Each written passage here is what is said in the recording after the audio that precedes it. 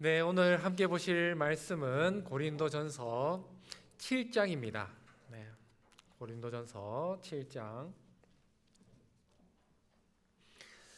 1절에서 7절 말씀입니다. 고린도전서 7장 1절에서 7절입니다. 네, 찾으신 줄 알고 교독하고 마지막 7절은 함께 읽겠습니다. 너희가 쓴 문제에 대하여 말하면 남자가 여자를 가까이 아니함이 좋으나 음행을 피하기 위하여 남자마다 자기 아내를 두고 여자마다 자기 남편을 두라.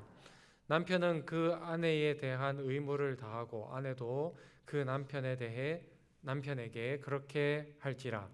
아내는 자기 몸을 주장하지 못하고 오직 그 남편이 하며 남편도 그와 같이 자기 몸을 주장하지 못하고 오직 그 아내가 하나니 서로 분방하지 말라. 다만 기도할 틈을 얻기 위하여 합의상 얼마 동안은 하되 다시 합하라. 이는 너희가 절제하지 못함으로 말미암아 사탄이 너희를 시험하지 못하게 하려 함이라.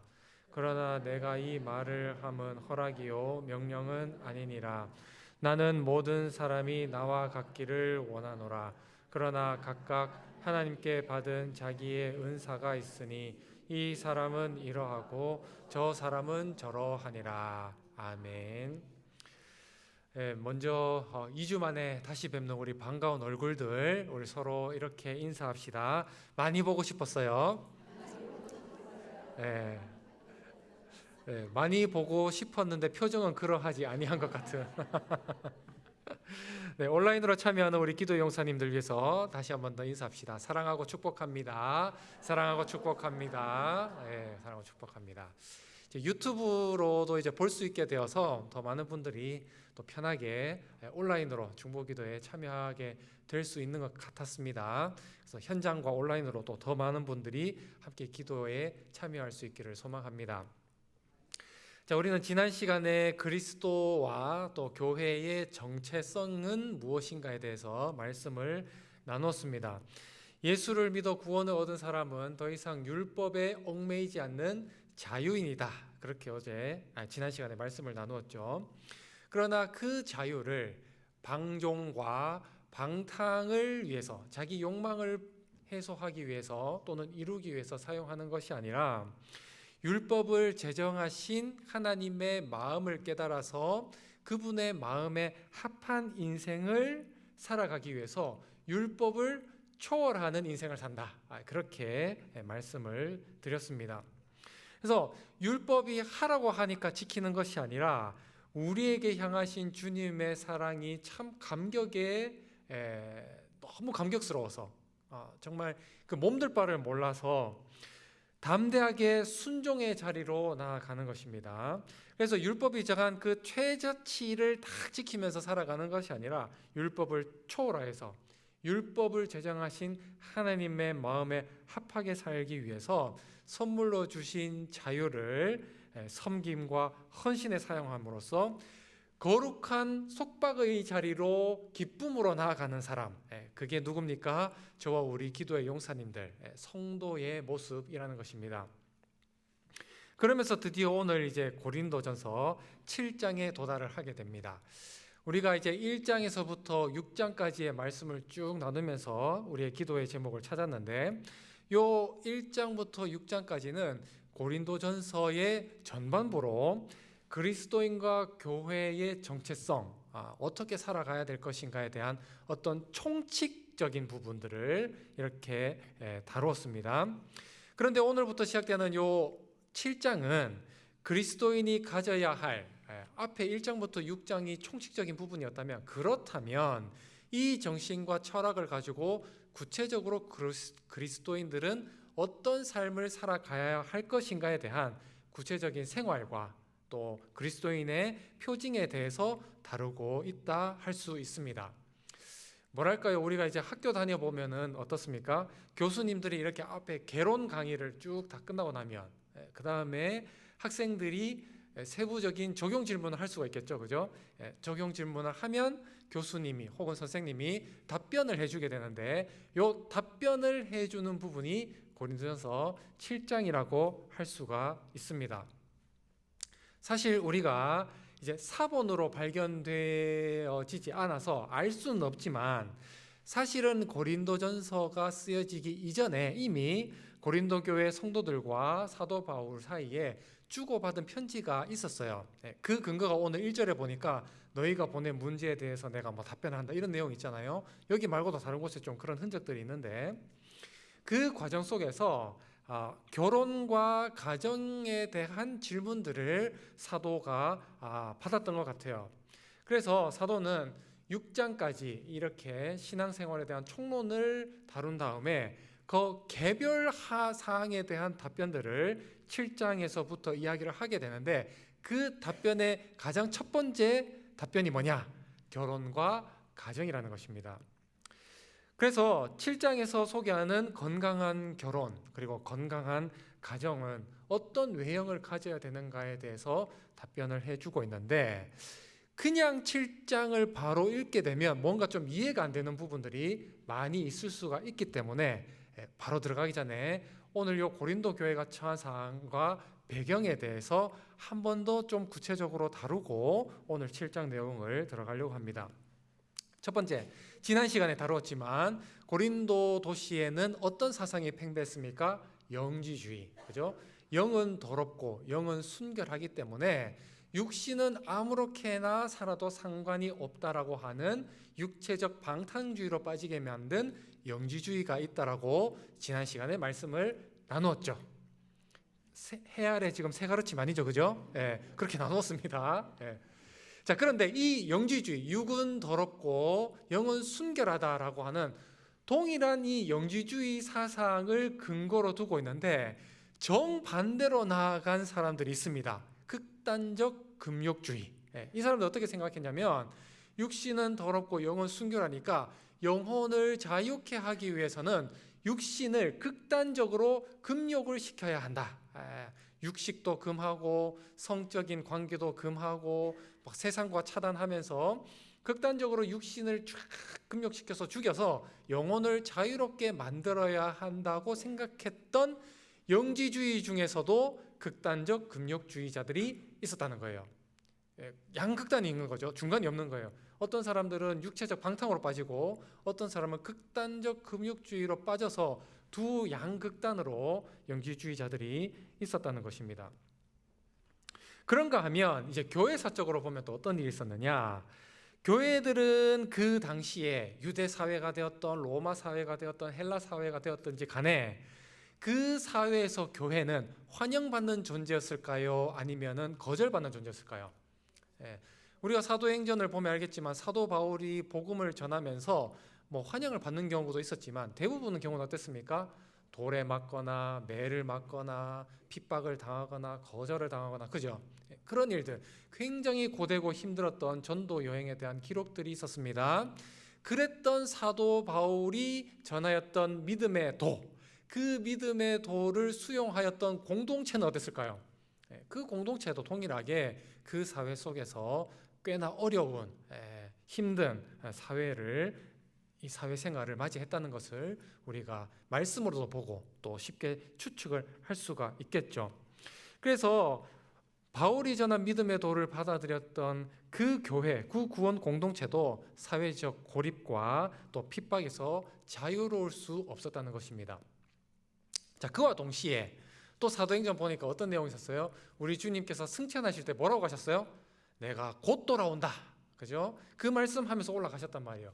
그러한 가르침을 받았던 사도와 당시 교회 지도자들이 어떤 생각을 했냐면 주님이 눈에서 뚜렷하게 보고 승천을 쫙 하셨잖아요. 그러니까 그 말씀 어떻게 받아들였냐면 야, 우리 주님이 곧 다시 오시겠구나. 이 모습 그대로. 그죠? 그래서 가르칠 때 어떻게 가르쳤냐면 주님이 곧 다시 오신답니다. 이렇게 가르쳤단 말이에요. 그러던 찰나에 또 뭐가 있었어요? 오순절 성령 강림, 굉장히 신비스러운 경험을 했잖아요.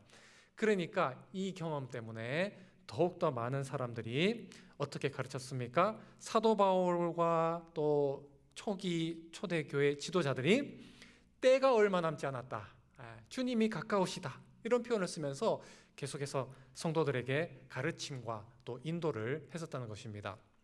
그래서 교회가 당하고 있는 핍박하는 그 시대 상황과 사도 바울을 비롯한 초대교회 사도들의 이러한 곧 다가올 종말론적인 가르침이 딱 만나면서 성도들 마음속에 어떤 마음이 있었을까요? 이러한 어려움과 핍박 속에서도 곧 다시 주님이 오실 것이므로 다시 오실 주님을 바라면서 어려운 시기를 보내는 그런 종말론적 신앙을 가지고 교회 생활을 하고 있었다는 것입니다. 복잡하지만 이해하셨죠? 예, 제가 총 4가지를 얘기했습니다. 방탕한 영지주의, 극단적 금욕주의, 이 2개가 세상 속에 있었지만 세상에서 교회는 핍박받고 있었고 곧 다시 오실 주님을 바라보고 사모하며 하루하루를 힘들게 버티고 있는 아주 이 복잡한 상황이 초대교회와 또 고린도 교회 성도들이 맞닥뜨리고 있었던 현실이라는 것입니다. 이러한 배경을 알고 7장을 보아야 사도 바울의 가르침이 명확하게 이해가 될 수 있다는 것입니다. 사도 바울은 이러한 현장 속에 살아가고 있는 고린도 교회 성도들에게 맞춤형 가정, 맞춤형 결혼에 대한 권면을 지금 하고 있다는 것이죠. 그래서 오늘 이 7장의 모습은 시공을 초월해서 2026년을 살아가는 저와 우리 교우님들에게 문자 그대로 적용하면 될까 안 될까요? 그러면 안 된다는 거예요. 어댑팅이 필요하다는 것입니다. 맞춤이 필요하다는 것입니다. 예를 들어서 볼게요. 오늘 보면 7장 1절부터 3절에 이렇게 되어 있죠. 너희가 쓴 문제에 대하여 말하면 남자가 여자를 가까이 아니함이 좋으나 음행을 피하기 위하여 남자마다 자기 아내를 두고 여자마다 자기 남편을 두라. 남편은 그 아내에 대한 의무를 다하고 아내도 그 남편에게 그렇게 할지라. 요 1절에 보면 가까이 아니함이 좋겠다. 가까이 함이 뭐냐면 쉽게 말해서 결혼을 의미하는 거예요. 결혼을 안 했으면 좋겠다고 지금 바울이 이야기하는 겁니다. 우리가 창세기에 보면은 하나님께서 아담을 만드신 다음에 뭐라고 하십니까? 야, 혼자 있는 게 좋지 않다. 그래서 갈비뼈 빼서 우리 하와 만들어서 붙여주지 않습니까? 그러니까 결혼 그리고 가정이라는 제도는 하나님께서 우리 인류에게 주신 복이자 하나님께서 허락하여 주신 제도인 거죠. 만약 결혼하는 것이 좋지 않다면 하나님이 굳이 이런 거를 만들 필요가 없었을 거 아닙니까? 자, 하나님이 만들어 주신 결혼 제도에 대해서 지금 사도는 뭐라고 하고 있어요? 야, 가까이 하지 않는 게 좋겠어. 결혼하지 않는 게 좋겠어. 그 말을 하고 지금 있다는 것입니다. 그리고 심지어 결혼을 하는 것도 이유가 뭐예요? 가정을 일구어서 그 안에서 주시는 주님의 복을 풍성히 누리기 위해서 하라는 게 아니고 뭐예요? 혼자 있으니까 자꾸 야한 생각하고 음란하게 할 것 같으면 차라리 결혼을 해라. 지금 그 얘기하고 있는 거예요. 마치 자신의 성적 이 욕구를 해소하고 조금 정확하게 말하면은 죄를 짓지 않기 위해서 하나님이 정하신 제도 밖에서 음란의 죄를 짓지 않게 하기 위해서 야, 그럴 것 같으면 차라리 결혼을 해라라고 말을 지금 하고 있다는 것입니다. 단순히 결혼을 그러한 가치로 보는 것 같은 권면을 지금 하고 있다는 것이죠. 만약에 제가 앞에서 장황하게 고린도 교회 성도들이 처한 시대적 상황을 충분히 설명하지 않고 7장을 읽었다고 하면 어떤 느낌을 받겠어요? 이 갸우뚱한 본문인 거죠. 이해가 잘 안 될 수 있는 것입니다. 가정을 이루고 남녀가 서로 사랑하고 이렇게 가정을 이루는 것은 많은 에너지와 많은 시간을 쏟는 일인 것을 누가 알고 있어요? 사도 바울이 알고 있기 때문에 지금 사도가 볼 때는 어떻습니까? 곧 다가올 종말 앞에서는 이게 좀 사치인 것처럼 여겨졌기 때문에 이런 권면을 했던 것입니다. 그래서 사도의 교훈은 중요한 성경적 원리와 정신에 입각한 교훈이기 때문에 그 시대적 상황에 맞춤형 권면에 우리가 주목하기보다 그가 어떤 근거를 통해서 이런 말씀을 전했는지 그 근거를 우리가 살펴보면 2026년을 살아가는 저와 우리 용사님들에게도 동일하게 적용할 수 있는 말씀이라고 할 수가 있겠죠. 그래서 오늘 7장 전체를 다룰 건데 오늘 시간 관계상 다 읽지는 않았지만 오늘 1장과 7장만 읽었지만 제가 크게 3가지 정도로 한번 정리를 해보고 그 말씀 속에 담겨 있는 주님의 마음을 깨닫고 그걸로 기도할 수 있는 시간을 가지려고 합니다. 오늘 본문 3절과 4절에 이렇게 되어 있습니다. 남편은 그 아내에 대한 의무를 다하고 아내도 그 남편에게 그렇게 할지라. 아내는 자기 몸을 주장하지 못하고 오직 그 남편이 하며 남편도 그와 같이 자기 몸을 주장하지 못하고 오직 그 아내가 하나니. 자, 먼저 지금 누구에게 하고 있냐면 이미 결혼을 한 사람들을 향한 교훈을 지금 하고 있죠. 결혼을 한 사람입니다. 당시에 여자는 남자에게 어떤 존재죠? 소유물이요, 소유물. 남자가 마음껏 처분할 수 있는 속박된 그러한 관계라는 것입니다. 그래서 여자는 남자에게 자신의 인격을 주장할 수 없는 그러한 시대였습니다. 그래서 남자가 능력이 있고 원하기만 하면 아내를 버릴 수도 있었고, 또 아내가 있음에도 불구하고 가정 밖에서 자신의 욕망을 위해서 여자와 관계를 맺을 수 있는, 그것이 상당히 합리적이고 상식처럼 통하던 시대가 바로 이 시대였던 것이죠. 그러한 시기에 지금 사도가 남편에게 뭘 이야기하고 있는 거예요? 야, 아내한테 의무 다해. 절대로 너가 아내 외에 다른 여자들과 관계도 맺지 말고 아내를 향한 하나님이 주신 귀한 사명을 감당해야 돼. 이렇게 이야기를 하고 있는 것입니다. 그 당시 남자들에게는 지금 이 사도 바울의 가르침은 굉장히 충격적이고 혁명적인 가르침으로 다가왔을 것입니다. 또한 반대로 아내들 보고도 지금 뭐라고 이야기하고 있습니까? 남편에게 해야 할 의무를 다하고 있다. 아내는 원래 인격권도 지금 인정받지 못하던 시대에 때문에 뭐 새삼스럽게 다 해야 될까라고 생각할 수 있겠지만, 자, 제가 앞에 뭐라 그랬죠? 금욕주의, 영지주의가 있었죠. 영지주의자들 중에서도 극단적 금욕주의자가 있었죠. 여자들 중에도 이렇게 극단적 금욕주의에 빠져서 남편을 향한 의무를 다하지 않던 사람들이 있었다는 것입니다. 그래서 그러한 영지주의에 근거하여서 남편을 향해 해야 할 의무를 다 하지 않으려고 하는 그러한 마음을 내려놓고 어떻게 하라는 거예요? 아내도 남편을 향해서 의무를 다 하여야 한다고 지금 이야기를 하고 있는 것입니다. 그래서 극단적 금욕주의에 기인한 부부 관계의 단절은 성경적이지 않다. 지금 그것을 이야기하고 있는 것이죠. 그런가 하면 13절에서부터 15절은 또 이렇게 되어 있습니다. 또 어떤 여자에게 믿지 아니하는 남편이 있어 아내와 함께 살기를 좋아하거든 그 남편을 버리지 말라. 믿지 아니하는 남편이 아내로 말미암아 거룩하게 되고 믿지 아니하는 아내가 남편으로 말미암아 거룩하게 되나니 그렇지 아니하면 너희 자녀도 깨끗하지 못하리라. 그러나 이제 거룩하니라. 혹 믿지 아니하는 자가 갈리거든 갈리게 하라. 형제나 자매나 이런 일에 구애될 것이 없느니라. 그러나 하나님은 화평 중에서 너희를 부르셨느니라. 자, 요 케이스는 어떤 케이스냐면 부부 사이에 믿음이 다른 가정에 대해서 교훈을 하고 있는 거죠. 어떤 케이스가 있을 수 있을까요?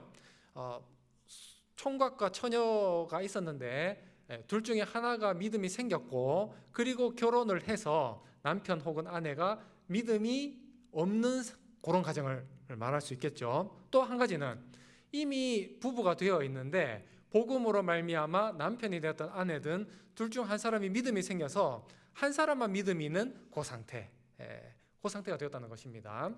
자, 이러한 가정일 때 어떻게 하라는 것입니까? 믿음이 없는 것만 문제고 나머지는 아무런 문제가 없다. 어떻게 하라는 거예요? 믿음 없음 때문에 이혼하지 마라. 지금 그 이야기를 지금 사도는 이야기를 하고 있는 것입니다. 가장 좋은 거는 같은 믿음을 가진 사람들이 결혼하는 것이 가장 좋지만, 안 그런 경우에 참 눈물 많이 흘리는 거 제가 많이 봤거든요. 이왕이면은 같은 믿음을 가지는 두 사람이 만나서, 혹은 둘 다 안 믿었다가 함께 믿음 생활을 하는 가정이 가장 좋겠지만, 그러나 한쪽이 믿음이 없다 할지라도 그것만 문제고 다른 것이 문제가 없다면 그 가정은 계속 유지하는 것이 좋겠다라고 지금 사도는 이야기하고 있는 것입니다.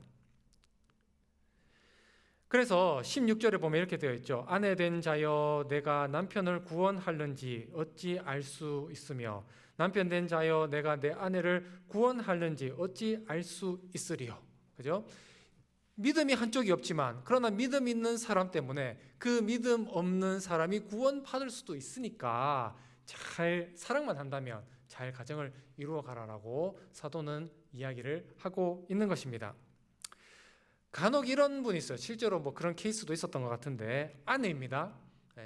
교회 생활 너무 열심히 하는 거예요. 하나님 너무 사랑한다고 교회 봉사도 열심히 하고 교회에서도 오래 계시고 교회 예배도 열심히 드리고 있는데, 다 좋은데 집안 살림을 내려놓는 분이 계실 수 있어요. 안 믿는 남편이 그 아내를 보고 있으니까 속이 터지는 거죠. 주 안에 사랑하는 우리 기도의 용사님들, 이건 바른 신앙이 아닙니다. 바른 신앙이 아니에요. 하나님을 건강하게 그리고 바르게 사랑하는 사람은 절대로 배우자와 가족들을 자신의 삶 밖으로 내동댕이 치질 않죠. 그죠? 제가 퀴즈 한 가지 내볼게요. 율법을 쫙 압축하면 두 가지로 요약이 되죠. 뭡니까? 하나님 사랑, 이웃 사랑. 하나님 사랑이 쉬울까요? 이웃 사랑이 쉬울까요? 바꿔볼까요? 하나님 사랑이 어려울까요? 이웃 사랑이 어려울까요? 어떻게 그렇게 잘하십니까? 이웃 사랑, 하나님 사랑은요 너무 쉬워요. 왜냐? 그분은 안 보이시거든요. 안 보이는 사람 사랑하는 거 세상 쉽습니다. 하나님, 저 주님 사랑해요. 자기만 잘 관리하면 되거든요. 그런데 가족과 이웃 사랑은요 정말 어려워요. 왜? 그 눈에 보이거든요. 내 손과 발을 부지런하게 움직여가지고 물질과 시간과 건강을 써가면서 헌신해야 이루어지는 사랑이 이웃 사랑, 가족 사랑이에요. 그런데 예수님 뭐라 그랬습니까? 둘째도 이와 같으니 내 이웃을 내 몸같이 사랑하라. 이웃을 사랑하는 게 누구를 사랑하는 거예요? 하나님을 사랑하는 거예요. 내가 하나님을 사랑한다고 고백을 할 때 그 하나님 사랑에 대한 구체적인 열매가 뭘로 드러나야 돼요? 이웃 사랑, 가족 사랑으로 드러나야 된다는 거예요. 가족을 사랑하지 않고 이웃을 사랑하지 않는데 하나님을 사랑한다? 그런 것은 불가능하다는 것입니다. 그래서 정말 하나님을 사랑하는 사람은 누구도 사랑하는 거예요? 남편도 사랑하고 아내도 사랑하고 자녀도 사랑하고 이웃을 사랑하는 거죠. 그리고 그 이웃을 사랑하는 그 사랑 때문에 하나님을 알지 못하는 사람들이 누구에게 나아가는 거예요? 하나님의 사랑 앞으로 나아가게 만든다는 것입니다. 두 번째 케이스, 한쪽만 믿음이 있을 때 뭘 하라는 거예요? 사랑하면 끝까지 유지해라. 세 번째 보겠습니다. 32절부터 34절 이렇게 되어 있습니다. 너희가 염려 없기를 원하노라. 장가가지 않은 자는 주의 일을 염려하여 어찌하여 주를 기쁘시게 할까 하되 장가간 자는 세상 일을 염려하여 어찌하여 아내를 기쁘게 할까 하여 마음이 갈라지며 시집가지 아니한 자와 처녀는 주의 일을 염려하여 몸과 영을 다 거룩하게 하려 하되 시집간 자는 세상 일을 염려하여 어찌하여 남편을 기쁘게 할까 하느니라. 마지막 케이스는 뭡니까? 결혼할까 말까 고민하고 있는 처녀 총각이 하는 말이죠. 뭐라고 하고 있습니까? 이 사도 바울이 볼 때 이쯤 시대적 상황이 어떻습니까? 낭만적으로 남자 여자가 사랑을 나누기에는 상당히 급박하다고 지금 보고 있는 거죠. 그러니까 사도는 총각과 처녀를 통해서 뭐라고 얘기합니까? 야, 그냥 나처럼 혼자 있어. 굳이 결혼하지 마.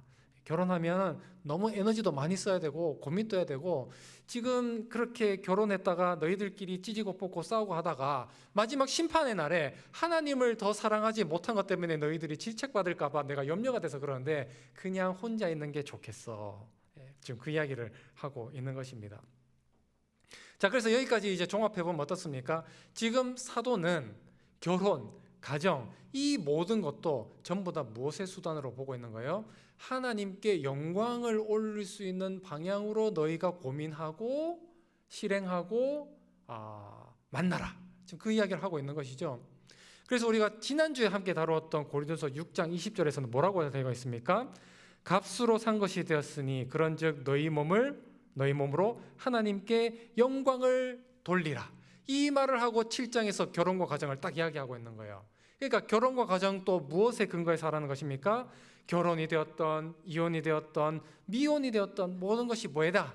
하나님의 영광에 합당한지 고민하면서 너희들이 하며 살았으면 좋겠다. 그 이야기를 지금 하고 있다는 것입니다. 말씀을 정리합니다. 사실 오늘 제가 말씀을 준비하면서요, 본문을 좀 뛰어넘으면 어떨까 하는 생각이 들었어요. 왜 그러냐면은 일단 우리 용사님들 한번 서로 보십시오. 어떻습니까? 다 졸업하신 분들이에요.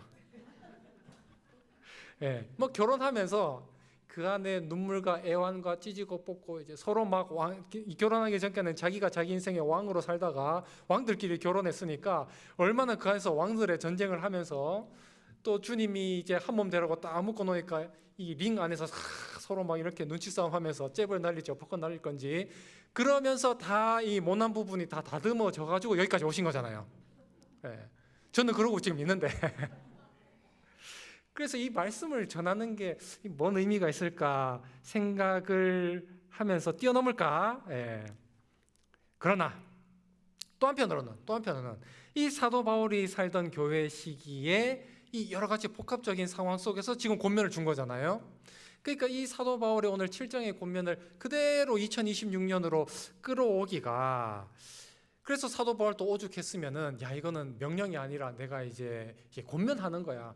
사도 바울이 편지를 쓸 때 2026년 살아가는 우리를 생각하고 이 편지를 썼지는 않았겠지만, 의도하진 않았지만 시공을 초월해서 동일하게 이 진리가 적용되지 않을 걸 벌써 사도 바울이 알고 이렇게 썼던 거니까 우리가 이 본문을 어떻게 전하면 좋을까 참 많은 고민이 있으면서 비겁하게 본문을 뛰어넘을까 잠깐 생각을 했더랬습니다. 그러나 우리가 주목해야 될 것이 있습니다. 뭡니까? 사도 바울이 비록 자신의 권면은 절대 진리가 아니라고 이야기는 했지만 그 권면의 근거는 어디에 있습니까? 가정이 뭐다? 하나님의 모형이다. 하나님 나라의 하나님 나라. 바꿔 말하면 천국의 모형이라는 사실에 근거하여서 지금 이 권면을 내리고 있는 것은 명확하죠. 그럼 우리가 사는 이 시대의 가정은 어떤 관점으로 봐야 됩니까? 우리 가정은 하나님 나라의 모형으로서 우리 가정이 만들어져 가고 있는가를 생각하면서 오늘 본문 말씀을 읽으면 주님의 마음을 우리가 알 수 있다는 것입니다. 우리 사회의 모든 가정들이 하나님 나라의 모형으로서 잘 작동하고 있는가?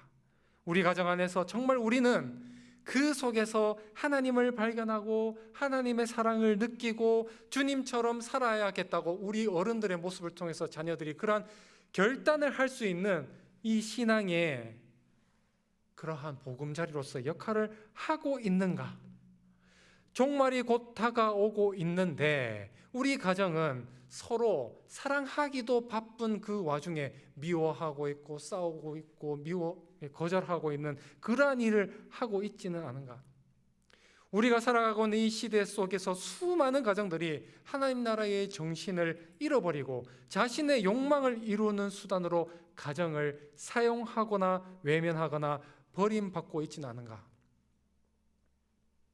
감사한 것은 저와 우리 기도의 용사님들에게 지금까지 건강을 주셨고 넉넉하지 않더라도 이제는 남을 생각하며 살아갈 수 있을 만큼 주님께서 우리에게 복을 주셨는데, 그리고 우리에게 가장 먼저 복된 가정을 허락해 주셨는데 그 이유가 무엇일까 생각해 보면 이제 그 복을 누리지 못하는 우리 사회 수많은 가정들 위해 주님의 마음을 담고 중보 기도하라고 우리에게 그것을 주신 것이 아니겠는가?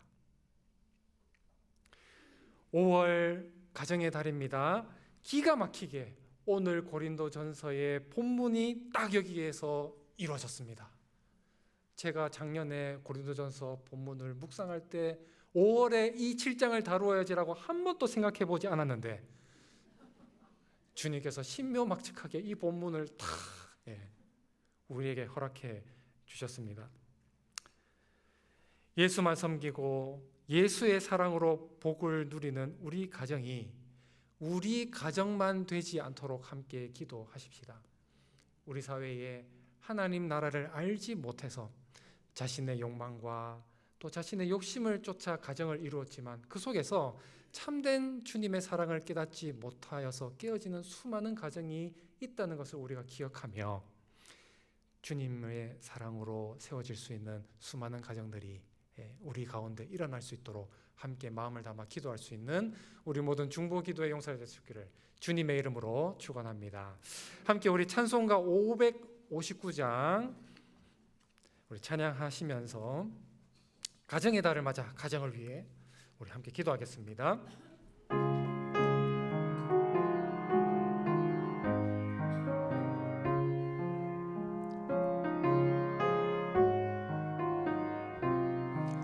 사철의 봄바람 사철의 봄바람 불어오니 하나님 아버지 모셨으니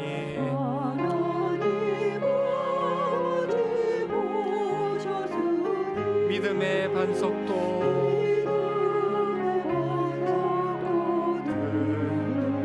우리 집 즐거운 동산이라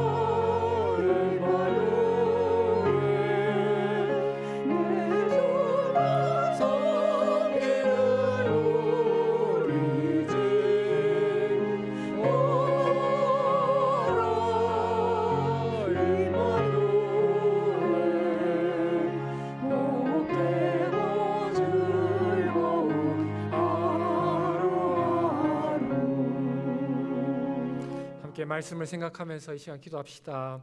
주님, 이 시대에 참 많은 가정들이 무너지고 있습니다. 정말 주님의 사랑으로 하나님 나라의 모형으로 이루어가겠다는 그러한 결단으로 이루어지지 않은 가정들이 참 상처를 많이 받고 깨어지는 현장들을 우리가 봅니다. 이 시대 주님께서 허락하신 우리 가정 새로운 희망과 또 사랑이 될 수 있도록 제시할 수 있는 복된 가정 될 수 있도록 주님 우리 가정들 또 수많은 가정들 되게 하여 주시옵소서. 가족 구성원들이 서로를 향하여 인내하게 하시고 사랑하게 하시고 용납하게 하심으로 주님이 함께 하시는 천국임을 우리 가정이 드러내게 하여 주시옵소서. 종말이 곧 있음을 기억하게 하여 주시옵소서. 한평생 만년 천년 우리 가정이 이루어지는 것이 아니라 종말이 곧 다가오고 있습니다. 우리 가정이 늘 주님 다시 오심을 대비하며 이웃들에게 가족의 사랑으로 주님의 사랑을 증가할 수 있도록 우리 가정을 복음의 베이스 캠프로 주님 사용하여 주시옵소서. 우리 말씀을 생각하면서 함께 합심하여 기도하며 나가겠습니다.